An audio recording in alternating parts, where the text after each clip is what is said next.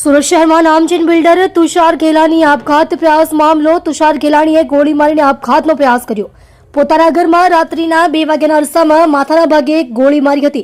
ગોળીનો અવાજ સાંભળી ઘરમાં સૂતા પરિવારના લોકો દોડી આવ્યા.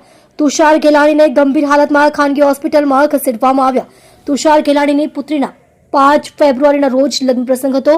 તુષાર ગેલાણી સહિત પરિવારના લોકો લગ્નની તૈયારીમાં હતા. બિલ્ડર તુષાર ગેલાણીએ પોતાને રિવોલ્વરથી 1 રાઉન્ડ ગોળી મારી આપઘાતનો પ્રયાસ કર્યો. હાલ આપઘાતનું કારણ અકબંધ.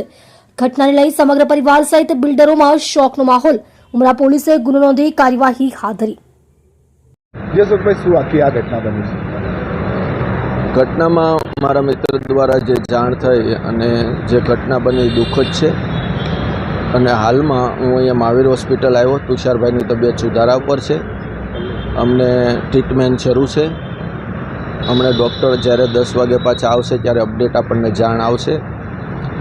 અને દીકરીના એમના મેરેજ હતા એની સંપૂર્ણ તૈયારી ચાલતી હતી. પરિવાર તરફથી જે કાંઈ અપડેટ આવશે એ હું તમને ચોક્કસ જણાવીશ. અશોકભાઈ, પ્રાથમિક શું માની શકાય છે?